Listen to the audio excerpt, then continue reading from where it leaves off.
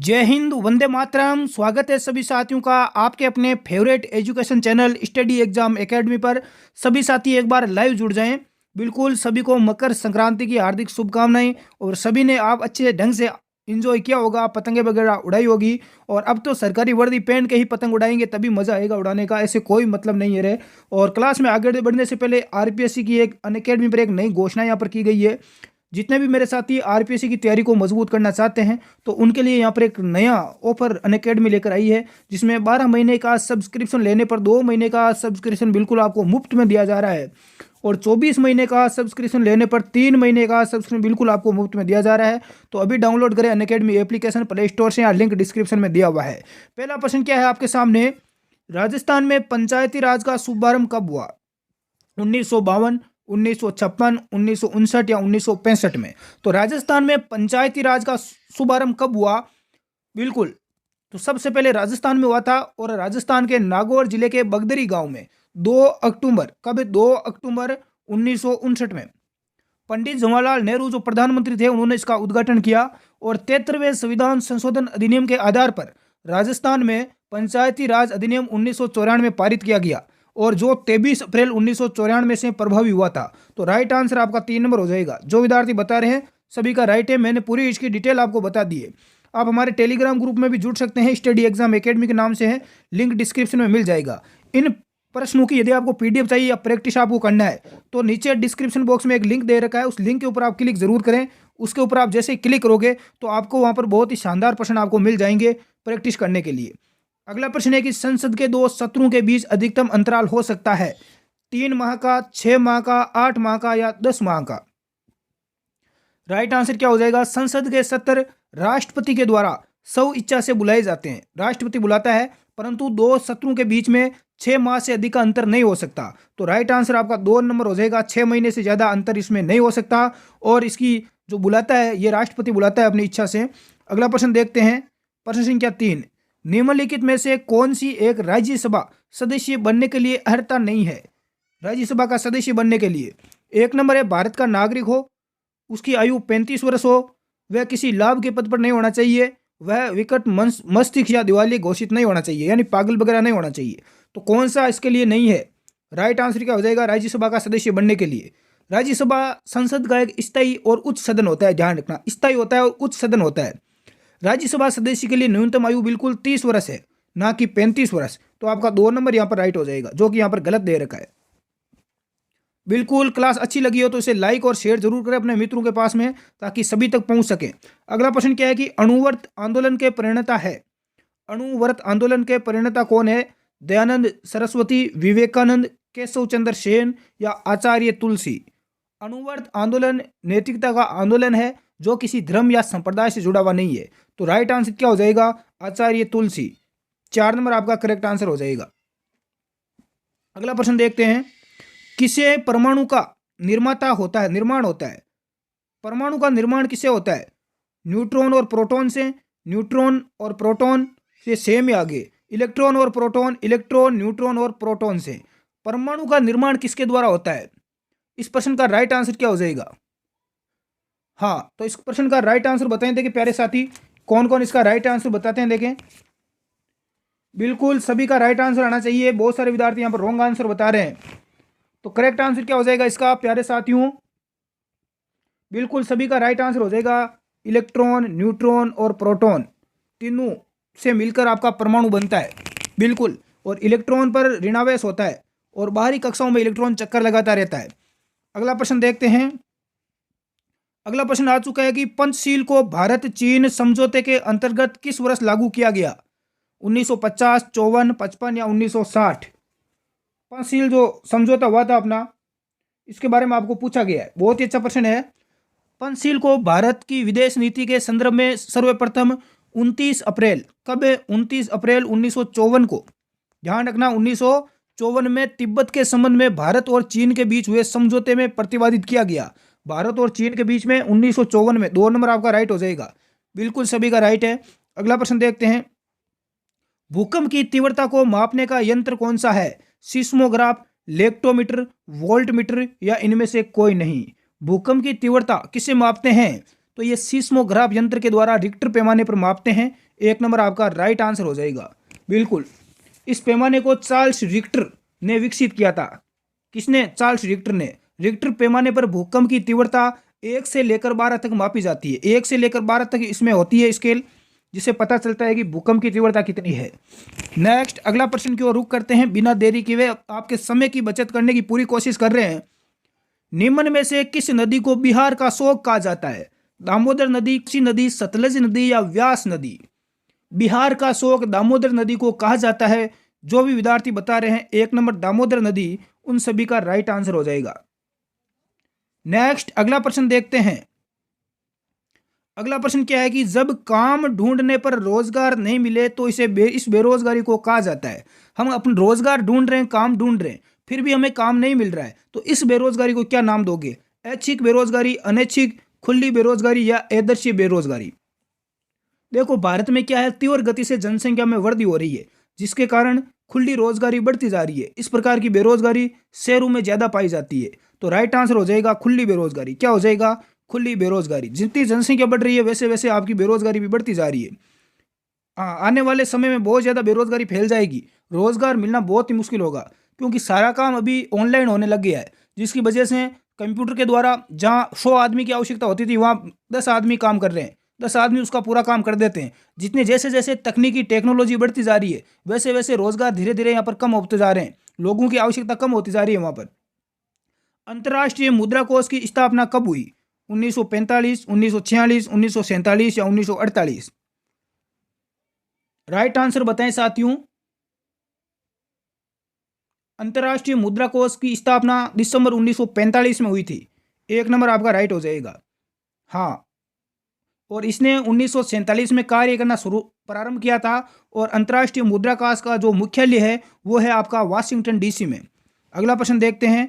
Kaziranga national park कहाँ पर स्थित है? असम, उड़ीसा, कर्नाटक या गुजरात? असम में स्थित जो काजीरंगा नेशनल पार्क है वो एक सींग वाले गेंडू के लिए प्रसिद्ध है। कहाँ पर है? असम में है, और एक सींग वाले गेंडे के लिए ये प्रसिद्ध है, ये भी ध्यान रखना। अगला प्रश्न देखते हैं। राष्ट्रमंडल खेलों की शुरुआत कब हुई? 1918 में, 1930 में, 1946 में या 1954 में? राष्ट्रमंडल खेलों की शुरुआत हुई थी आपकी 1930 में।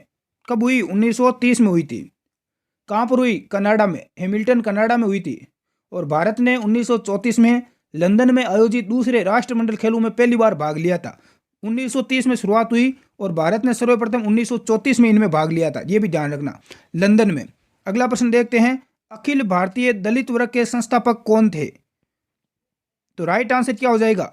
रामास्वामी नायकर, भीमराव अंबेडकर, ज्योतिबा फूले। अखिल भारतीय दलित वर्ग के संस्थापक। हरिजनों के कल्याण और छुआछूत की जो बीमारी है उसको मिटाने के लिए 1924 में डॉक्टर भीमराव अंबेडकर ने अखिल भारतीय दलित वर्ग की स्थापना की थी। बिल्कुल राइट आंसर हो जाएगा, डॉक्टर भीमराव अंबेडकर बाबा साहब ने की थी। 3 नंबर आपका राइट हो जाएगा। दलितों के लिए खूब इन्होंने प्रयास किया था। अगला प्रश्न है। रामचंद्र पांडुरंग को किस नाम से जाना जाता है? तात्या टोपे, नाना साहब, कुंवर सिंह या मंगल पांडे? बहुत ही अच्छा प्रश्न है एग्जाम की दृष्टि से। रामचंद्र पांडुरंग, तो करेक्ट आंसर क्या हो जाएगा? बिल्कुल 1 नंबर राइट आंसर हो जाएगा, तात्या टोपे। तात्या टोपे ने ग्वालियर में विद्रोह का नेतृत्व किया था। ये मूलतः महाराष्ट्र के मराठा थे जो कालाजी में यानी उत्तर प्रदेश में बस गए थे, और नाना साहब के ये सेनापति भी थे। तात्या टोपे किसके सेनापति थे? नाना साहब के। अगला प्रश्न देखते हैं। और तात्या टोपे राजस्थान कब आए थे? मुझे कमेंट करके बताना। तात्या टोपे राजस्थान कब आए थे? कमेंट करके बताना। द्वितीय गोलमेज सम्मेलन कब हुआ? 1930 में, दिसंबर 1930, सितंबर 1931, अक्टूबर 1931? राइट आंसर क्या हो जाएगा? लॉर्ड वेलिंगटन के कार्यकाल में द्वितीय गोलमेज सम्मेलन हुआ था। कांग्रेस की ओर से गांधी जी ने इसमें भाग लिया, लेकिन कोई समझौता नहीं हुआ, तो ये हुआ था सितंबर 1931 में। कब हुआ था? सितंबर 1931 में। 3 नंबर आपका राइट हो जाएगा। अगला प्रश्न देखते हैं। बक्सर का युद्ध कब लड़ा गया? 1757, 1762, 1764 या 1965 में?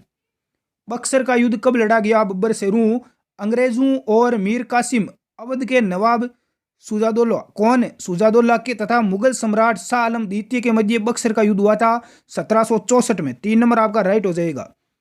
ये युद्ध हेक्टर मुनरो के सेनापति, हाँ सेनापति में अंग्रेजों ने जीता। किसने जीता था? अंग्रेजों ने जीता था। सेनापति था मुनरो, हेक्टर मुनरो। अवध का नवाब था मीर कासिम। बिल्कुल। नेक्स्ट अगला प्रश्न देखते हैं। अगला प्रश्न है कि मयूर सिंहासन पर अंतिम बार बैठने वाला मुगल शासक कौन था? बहादुर शाह जफर, फर्रुख सियर, जहादर शाह या मोहम्मद शाह? मयूर सिंहासन पर बैठने वाला अंतिम मुगल सम्राट कौन था? मयूर सिंहासन किसने बनवाया था? शाहजहां ने बनवाया था। किसने बनवाया? बहुत ही सुंदर था, शाहजहां ने बनवाया था मयूर सिंहासन। हाँ। मुख्य कलाकार कौन था? इसका जो बनाने वाला कलाकार था वो था बादल खां। अरे कौन था इसका कलाकार? बादल खां था। जब नादिर शाह ने आक्रमण तो अपने साथ में बहुत सारी धनराशि लूट कर ले गया और साथ में मयूर सिंहासन, तख्ते ताउस और या कोहिनूर हीरा भी उठाकर ले गया था। इसके साथ में कोहिनूर हीरा को भी ले गया और मयूर सिंहासन को यानी तख्ते ताउस इसको भी लेकर साथ में चला गया। मोहम्मद शाह अंतिम कौन था? मोहम्मद शाह रंगीला। 4 नंबर आपका राइट आंसर हो जाएगा। नेक्स्ट अगला प्रश्न देखते हैं। भारत के राष्ट्रीय ध्वज में बने अशोक चक्र में कितनी रेखाएं हैं? 16, 20, 24, 32? बचपन में खूब पढ़ा है। भारत का जो राष्ट्रीय ध्वज है इसकी लंबाई और चौड़ाई कितनी है? 3:2 है। बिल्कुल। इसमें 24 तीलियां वाला यहाँ पर आपको अशोक चक्र मिलेगा। कितनी तीलियां हैं? 24। 3 नंबर राइट हो जाएगा। और ये कहाँ से लिया गया है? ये सारनाथ के अशोक स्तंभ से लिया गया है, ये भी ध्यान रखना। बचपन में आपने पढ़ा था, वापस आपकी ज्ञान को थोड़ा अपडेट कर देता हूं मैं। कृष्णा नदी का उद्गम स्थल है? कृष्णा नदी का ब्रह्मगिरी, महाबलेश्वर, नासिक या सतपुड़ा? ये बंगाल की खाड़ी में गिरती है। कितनी दूरी तय करती है? 1400 किलोमीटर की दूरी। ये निकलती है आपके महाबलेश्वर, महाराष्ट्र से निकलती है। हाँ, यहाँ से निकलकर कर्नाटक से होती हुई, महाराष्ट्र से कर्नाटक होती हुई बंगाल की खाड़ी में गिर जाती है। अगला प्रश्न देखते हैं। प्रथम भारतीय उपग्रह कौन सा था? आर्यभट्ट, भास्कर 1, इनसेट, रोहिणी? प्रथम भारतीय उपग्रह तो ये आर्यभट्ट था। कौन सा था? आर्यभट्ट। बिल्कुल। कब भेजा गया इसको? 1975 में। 1975 में, याद रखना, पूछा जाता है एग्जाम में। भारत की पहली महिला राष्ट्रपति कौन थी? नजमा हेपतुल्ला, मीरा कुमार, शीला दीक्षित, प्रतिभा पाटिल? ये भारत की 12वीं राष्ट्रपति बनी थी। किस नंबर की थी? 12वें नंबर की। और इसका कार्यकाल कब से कब तक रहा था? इसका कार्यकाल रहा था 2007 से लेकर 2012 तक। 2007 से 2012 तक। बिल्कुल, प्रतिभा पाटिल थी। 4 नंबर राइट आंसर हो जाएगा। और ये पहले राजस्थान की राज्यपाल रह चुकी है, यह भी ध्यान रखना। अगला प्रश्न देखते हैं। भारत का पहला जैव मंडलीय रिजर्व घोषित किया गया? नीलगिरी को, कंचनजंगा, दर्रा या सिमपिलाल? राइट आंसर क्या हो जाएगा? सिमलीपाल। करेक्ट आंसर क्या हो जाएगा? भारत के अंदर कितने जैवमंडलीय रिजर्व घोषित है? भारत में 17 है। तो राइट आंसर क्या हो जाएगा? नीलगिरी। पहला कौन सा है? नीलगिरी। बिल्कुल। 1986 में इसको घोषित किया गया था, 1986 में। अगला प्रश्न देखते हैं मेरे बब्बर शेरों। द्वीपों की सर्वाधिक संख्या किस महासागर में देखने को मिलती है? प्रशांत महासागर, अटलांटिक महासागर, हिंद महासागर या आर्कटिक महासागर? सर्वाधिक द्वीप आपको किस महासागर में देखने को मिलेंगे? बिल्कुल, सबसे बड़ा जो है प्रशांत महासागर, इसी में आपको देखने को मिलेंगे। इसमें कितने द्वीप है? 2000 से भी अधिक आपको द्वीप देखने को मिलेंगे, 2000 प्लस। अगला प्रश्न देखते हैं। क्लास को लाइक जरूर करें। सभी साथी जितने भी लाइव जुड़ चुके हैं सभी का स्वागत है आपके अपने फेवरेट एजुकेशन चैनल पर। और एक बार क्लास को लाइक कर दें। इतने साथी लाइव जुड़ चुके हैं, एक बार लाइक नहीं कर रहे हैं आप, भाई इतना कंजूसी ना दिखाएं। विश्व की छत कहलाता है? तिब्बत का पठार, विश्व की छत,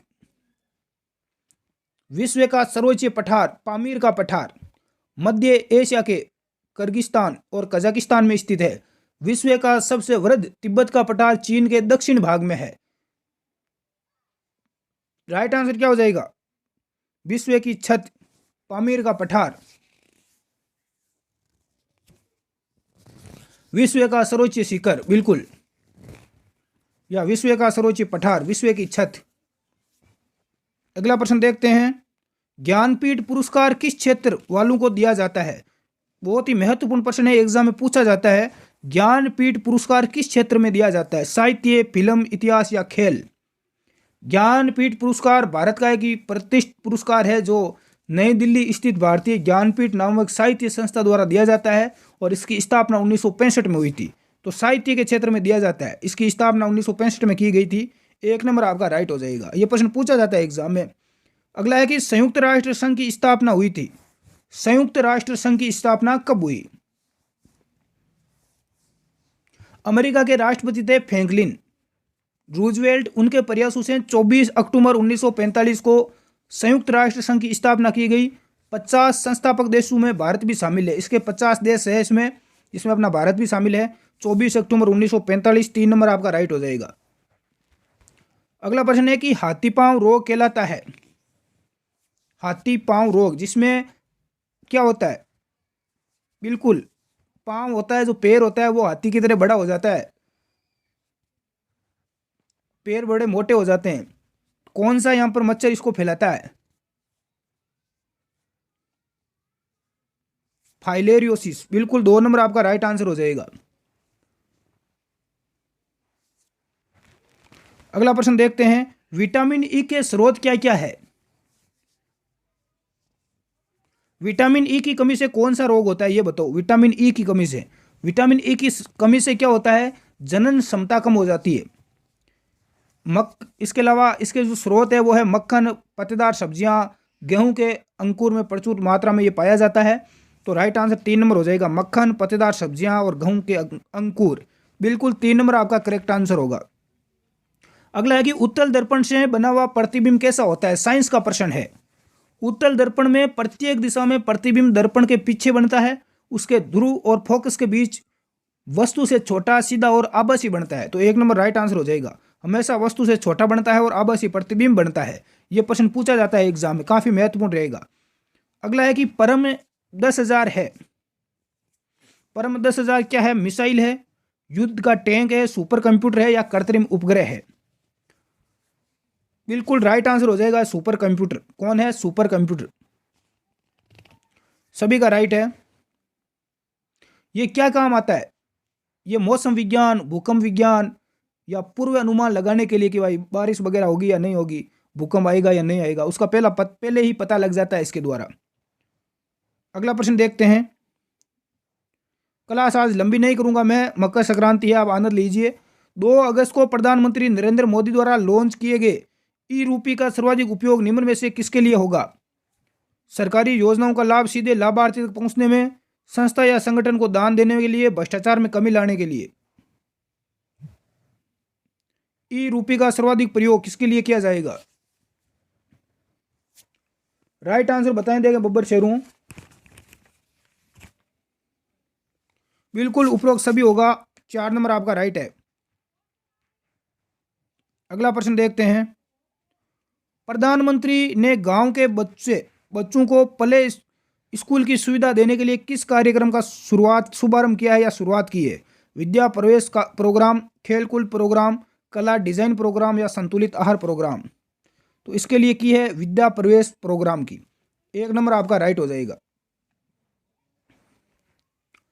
नेक्स्ट अगला देखते हैं। अगला है कि ग्लोबल क्लाइमेट रिस्क इंडेक्स 2021 में भारत कौन से स्थान पर रहा है? 5वां, 7वां, 9वां या 11वां? तो इसमें आपका इंडिया रहा है 7वें स्थान पर, 2 नंबर आपका राइट हो जाएगा।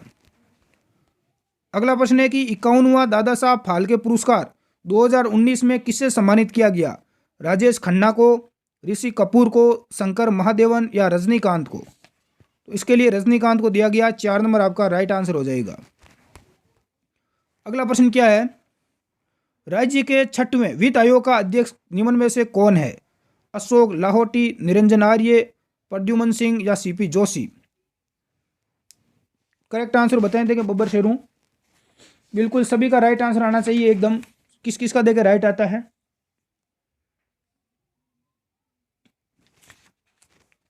राइट आंसर क्या हो जाएगा?